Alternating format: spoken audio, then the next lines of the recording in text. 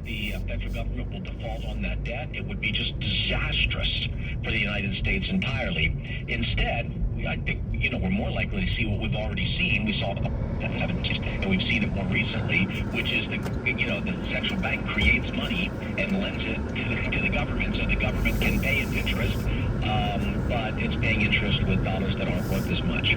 So I feel like the real world threat is loss of purchasing power, not actually a default. Yeah, that's really helpful. So for somebody in retirement, Jerry, thinking about the fixed income portion of their portfolio, do you like U.S. Treasuries here on the shorter end of the duration? Yeah, well, the interest rates are high, right? So you're going after the yield. And again, I just don't think we have a high degree of risk of default. There's always a risk of default. That's the thing. Don't think of any investment as riskless. People have been sold the idea that treasuries are riskless. Nothing is riskless. One of the rating agencies recently, Fitch, downgraded, U.S. government bonds. If you wanted a higher rating bond, you could go for some of the, the higher rated corporate bonds. I think Apple, for example, has a higher rating than the U.S. government. Yeah, you'd have to check that, but there are some of the corporations actually have higher ratings than the U.S. government. Now, they don't have the ability to print money, but they do have enormous cash reserves, and they have, a good credit system, and, they're profitable. They're more fiscally disciplined as private companies. So, if that's a concern, then you can diversify by including extremely high-quality corporate bonds along with treasury bonds. There's always municipals, but that kind of depends on your tax status. So again, that's, municipals are more for high-income people, so you ask your advisor about that. And I would also look at TIPS or some other kind of inflation hedge, because I think his concern is a legitimate concern, which is the government's really going to have trouble paying the interest at these levels. But but they will pay the interest. They're very likely to pay the interest because the consequences, not because I think they're good and virtuous, but because I think the consequences of defaulting are much less painful for them than the consequences of simply, increasing the inflation rate. Yes, very good. Well, that's helpful, Jerry. Before we talk about, you mentioned Apple, we'll get to that here in just a moment with regard to the corporate engagement side. But while we're on the economy, Jerry, tell us just the latest on what's happening in China. Obviously, some real problems coming out of their real estate sector. Yeah, so Evergrande is their gigantic kind of bad boy real estate, kind of high-risk real estate developer, and they did default. Country Garden is their sort of lower key, but almost as big, and they were late on a payment, but not so late as to technically be a default. So there's the time the payment was due, and they didn't pay, in that time, but they paid before it was technically a default. And they're the conservative real estate developer. I don't mean conservative like politically conservative. This is all CCP, right? They're all part of the Communist Party. I mean conservative in terms of risk taking. So we've had about 6 months of negative sentiment in the manufacturing sector in China. It's actually quite plausible that China is in a recession already, and has been. Might be a rather mild recession, but still a recession led by real estate. They created an enormous bubble. They created cities with nobody to live in the cities. Now, where are those people that would live in the cities? Well, the abortion clinics took them. So they have cities for people that don't exist because they bought into the ideology that says that people are mouths, not minds, and we don't want too many of them, and we really need to limit ourselves to one child per family because there were famines. But there weren't famines in China because China had too many people. There were famines in China because they had a socialist government, and socialist governments always have famines eventually. So instead of blaming their own socialist collectivist policies, they blamed people for wanting to eat, and they said we have too many of them, and they forced hundreds of millions of abortions, and they have an economy highly dependent on residential real estate. They have much higher home ownership rates, for instance, than we do. A lot of people don't know that. So in order to kind of stimulate their economy, they have to build a lot of apartment buildings and also commercial property. But again, buildings for whom? These are people that were never allowed to be born. And that demographic problem and and their bad economics together created a bubble, which is bursting now. So I know there were a lot of people, there's been a lot of fear-mongering about the Chinese economy, about China passing the United States. I think that that's been a little overstated. I think China's problems are deeper than we understand. Their economic problems are deeper than we understand. I'm not saying that it's impossible that they will surpass us. You've seen the speech I've done on 2,000 years of economic history. Yes. You know, for 1,800 of those years, China was a bigger economy than the United States. So it certainly is not impossible that they pass us. But they never had a one-child policy before. And they never had the destructive impact of communism, before the 20th century. So I think that China is maybe less of a threat to us economically than we think. There might be more of a threat militarily than we think, and less of a threat economically. A lot of the conversation has been, we can't possibly compete with China. I don't really, I think we can compete with China. The question is, can China compete with us? And I think with a centralized economy and so many missing people, I'm really not sure that they can. Jerry, obviously this is a topic we can spend a lot of time on and we don't have it, but what about Taiwan? I mean, is that the wild card if they were to take over Taiwan because of the semiconductors? I mean, could they actually require that, we give them all of our IP in order to continue to get access? I mean, is that a real threat? Yeah, that's a real threat. Another threat is that they sell our bonds out of sheer desperation to prop up their own currency if they have a real, genuine crisis, which they actually have been doing low-key. So that would be a threat to us. Not because they're a stronger economy than us, but because we have foolishly turned them into our banker. We have spent more than we've saved, our government and our people. Well, if you do that, somebody has to lend to you. If our government is borrowing a lot, and we, the people, are not saving, then who's lending to our government? Well, it has to be foreigners then. And in this case, it's been foreign central banks, in historically mostly China, now more recently mostly Japan. But because China was our banker for so long, they have enormous amounts of dollar-denominated assets.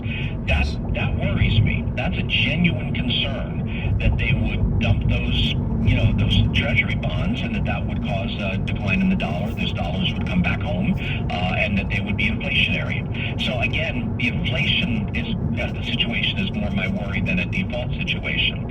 And yes, if there's a geopolitical event, how could they not dump our treasuries? I mean, it's a weapon that they would almost certainly want to use. So I think that's genuinely a concern. I really think we need to.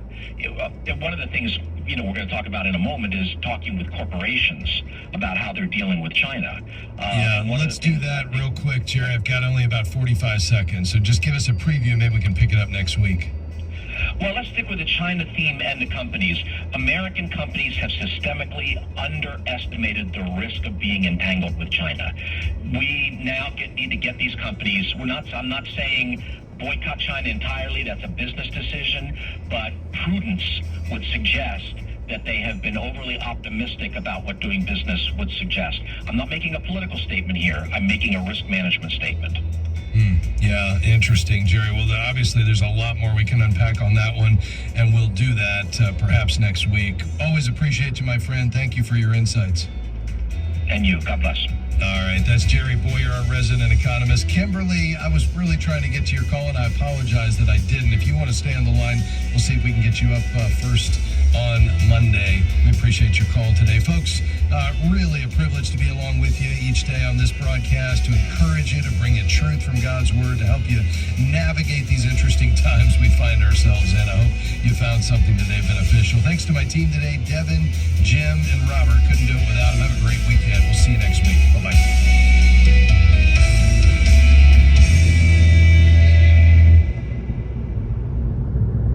The views and opinions expressed in this broadcast may not necessarily reflect those of the American Family Association or American Family Radio.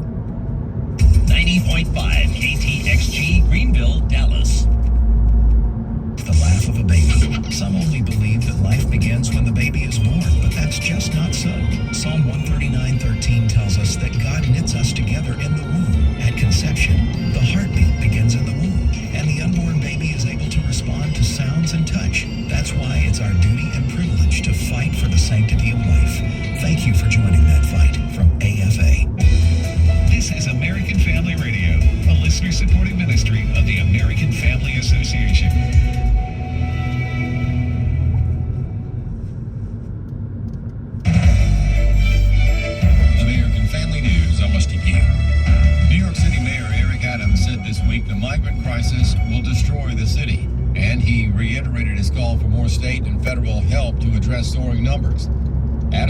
repeatedly called on the Biden administration and the New York state government to help the city navigate the migrant crisis.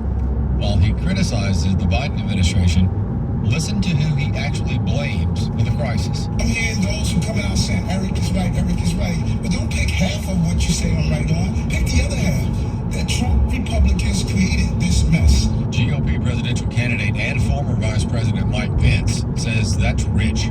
I appreciate Mayor Adams calling out Joe Biden, but it's pretty rich to hear him say that after our administration reduced illegal immigration and asylum abuse by 90% by building hundreds of miles of wall, Remain in Mexico policy that I negotiated on behalf of the administration, and Title 42. And then Joe Biden came in, and on day one, he dismantled all of the policies of our administration that had worked to secure the southern border of the United States. Already, so-called public health experts and university officials are calling for masks to be reimposed. Businesses and universities are reinstating mask mandates. Even an elementary school is forcibly masking children in response to just a few COVID-19 cases. Fox News contributor Steve Hilton says he can't believe liberals are trying this again. And this time, Americans must make it stop. It's really infuriating because we never had what I and many others called for, which is a completely objective, independent assessment of the COVID policies that were implemented to see what worked and what didn't. We never had that. And so as a result, we're now back to these absurd, preposterous kind of witchcraft and voodoo masquerading as public health from these tin pot fascists and their authoritarianism, exactly as Rand Paul was talking about. We have to resist this. We have to resist it at every level. Federal level, we have to resist it at the state level, the local level, the individual level. We cannot let them go back to this madness. A new poll from CNN revealing how voters from President Biden's own party feel about him running again. More from Alexandria Hoff. According to the CNN poll conducted by SSRS, almost half of registered voters said any Republican nominee would be better than President Biden. More specifically, 47% of voters threw their support behind former President Trump compared to President Biden's 46%. And CNN found this notable because in 2020, Trump had never earned a higher share of the vote in their polls. In fact, every major GOP hopeful placed within the margin of error with President Biden, with one exception, former UN Ambassador Nikki Haley earning an impressive 6-point lead over the president in a hypothetical matchup. A public policy analyst says despite all the potential legal roadblocks, there is nothing that can be done to keep Donald Trump from being elected president. Much has been made of the fact that Donald Trump could spend a great deal of the 2024 presidential campaign in courtrooms, defending himself in possibly 4 criminal trials. And political observers have been wondering what will happen if Trump is convicted before the Republican convention, or if he is nominated and then is convicted, or if he wins the election and is then convicted. Abraham Hamilton III is general counsel and public policy analyst for the American Family Association. During an appearance on American Family Radio, he turned to the Constitution. All of those questions really have more political intonations than they do legal intonations because the Constitution explicitly and exclusively lays out the criteria for the President of the United States, and it says nothing about a person not being convicted of a crime. Now, how will that impact the electorate? That's a different question, but there's nothing about the criminal legal jeopardy that could legally disqualify him from being on the ballot or even winning the election. It's crazy to think that, but that's the reality. And Hamilton says it doesn't even matter if the president is thrown in prison. Him even hypothetically and potentially being incarcerated doesn't prohibit him. It's not a legal requirement in terms of being a candidate for the presidency or even taking office. It's amazing to consider that. I'm Chad Groening. For American Family News, Amos TV. The loss of a child through an abortion affects the emotional health of families. Feelings of anger, sadness, and regret can be overwhelming, but there is hope and healing in the aftermath. Call the International Helpline at 866-482-LIFE to talk with someone who's been where you are and healed to help others. Your call is confidential. 866-482-LIFE. This is Trivia Friday. The number to call with your question or your answer to a question is 888-589-8840. At the rate of inflation, what would the $6 million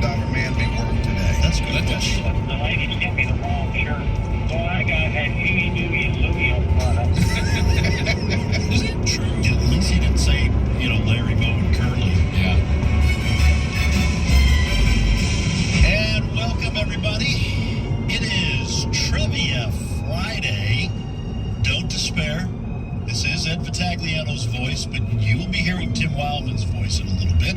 J.J. Jasper, the pride of Owensboro, Kentucky, is joining me in studio. Good morning. Great to be here, and the three amigos are back together. Tim's just running a little bit behind, but he'll be here. He's got a good excuse. He's got grandfather duty. It's Grandparents' Day at the school for some of his grandkids. So they've got him for show and tell? Do I understand that right? I think so. And he's going to jump out of some kind of little box or something. I'm not sure exactly what's going to happen.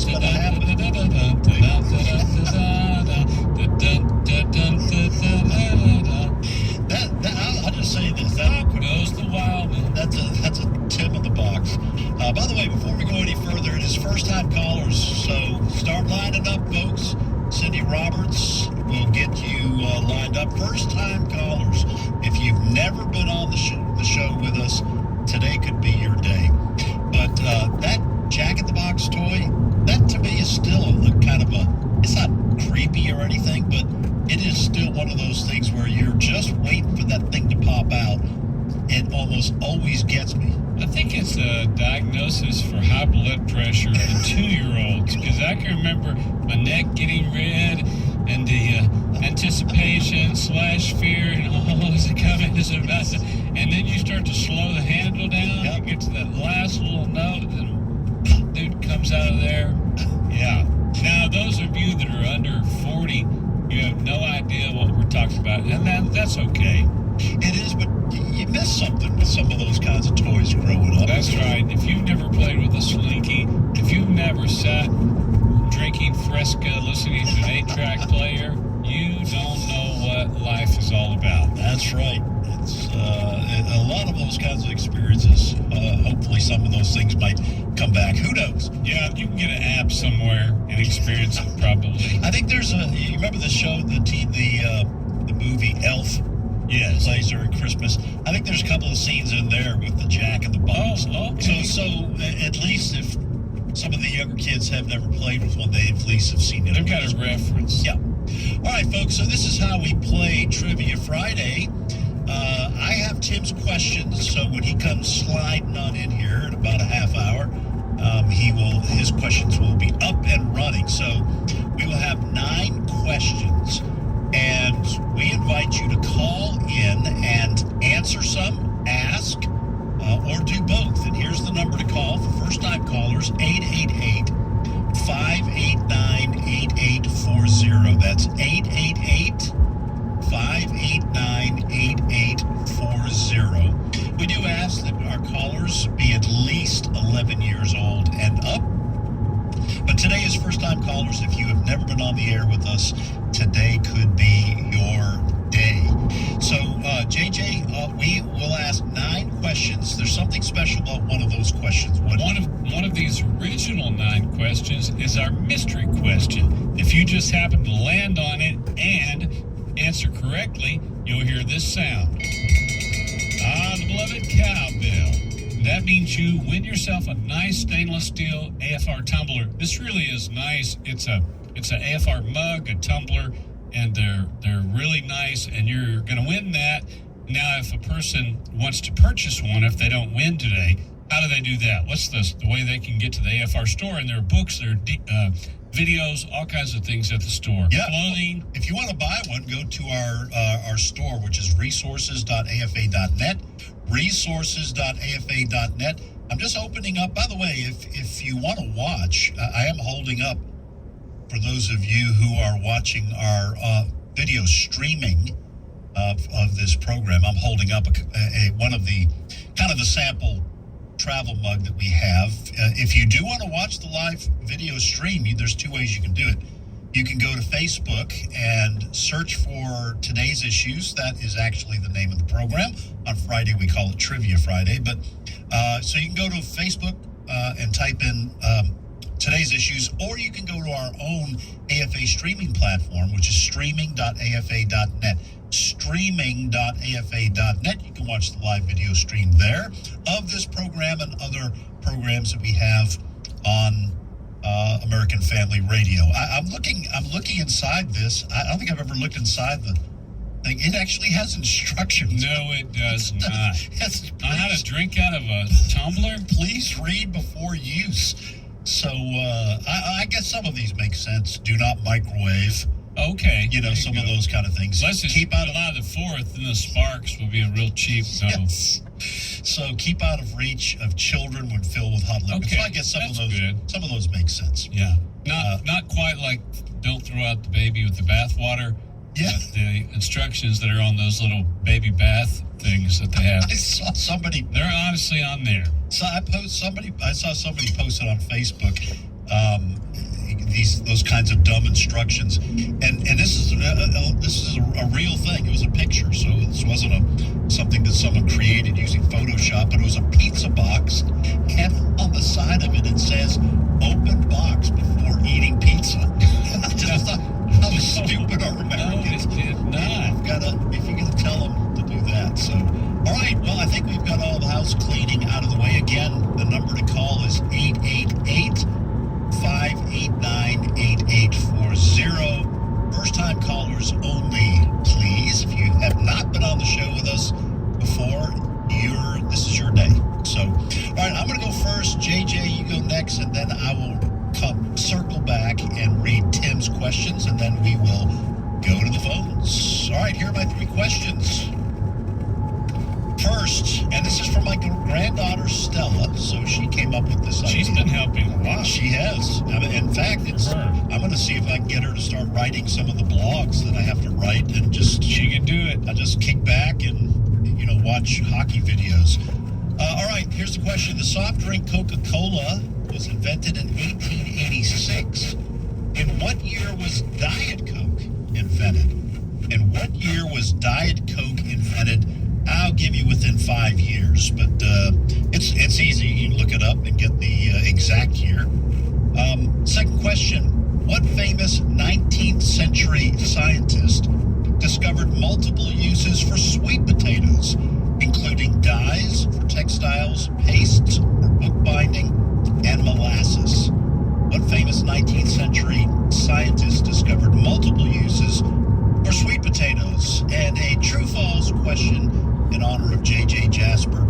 He has the best true-false questions on the show. According to scientists, cows are in the top 10 smartest animals in the world. Is that true or false? According to scientists, cows are in the top 10, the list of top 10 smartest animals in the world. But is that true or false? Here's the deal. That explains my friend having that seeing eye, Cal. Someone bringing one on a plane. That's right. Here's what I've got. First question: what was John Grisham's first #1 bestseller? What was the author John Grisham's first #1 bestseller? And I'll give you a little hint. It was a blockbuster movie, which a lot of his books were made into movies, but there's a hint. Second question: which fruit is tested for ripeness by seeing if it bounces? Which fruit is tested for ripeness by seeing if it bounces? Third question: true or false? The state of Wisconsin banned margarine for 72 years to protect their dairy farmers. Is that true or false? Wisconsin banned margarine. You cannot have margarine in our state. You cannot sell it. It's against the law. They banned margarine for 72 years to protect their dairy farmers. True or false? Great questions. All right, here are Tim's questions. Again, he is at a grandparent event and will be sliding in here after the morning break. But he did give me his questions to read out. So here are his. First, who was the top male movie actor of the 1970s in terms of money made at the box office? Good question. Who was the top male movie actor of the 1970s in terms of money made at the box office? Second question, according to most musicians, what is the most difficult string instrument to master? And what is the most difficult brass instrument to master? But enough about bagpipes. And how you ever tell if one was in tune or not? I mean, really, among friends, truth be known, how can you tell if a bagpipe is tuned? I don't. With all that squeaking and squawking. Are you musical at all? You play instruments? I pluck a little bit on a guitar, but I love music, and I actually really enjoy the haunting, soulful sound of a bagpipe. For all my joking about it, got Irish ancestry, and I think there's something to that lineage because, boy, somebody playing the bagpipes with amazing grace. That'll bring tears to your eyes, my friend. All right, third question for Tim. What does the expression out of the frying pan and into the fire mean? What does the expression out of the frying pan and into the fire mean? All right, it is Trivia Friday, and we go to the phones, and Harleen is on the phone from Arkansas. Harleen, welcome to the program. Hello. Yes, I'm a first-time caller. Well, welcome to Trivia Friday. Where are you calling from in Arkansas? Camden, Arkansas, which is just about an hour above the Louisiana and Arkansas border. That's a great 2 hours area. south of Little Rock. Great area. I did a Pregnancy Resource Center banquet there years ago. Harleen, is that your real name or a nickname? That's very unique. You may be the first Harleen I've ever met. Okay, it is my real name. Well, it's beautiful. My dad's name was Harlan. Okay. I like it. My dad's name was Harlan, and they named me after him. Well, I love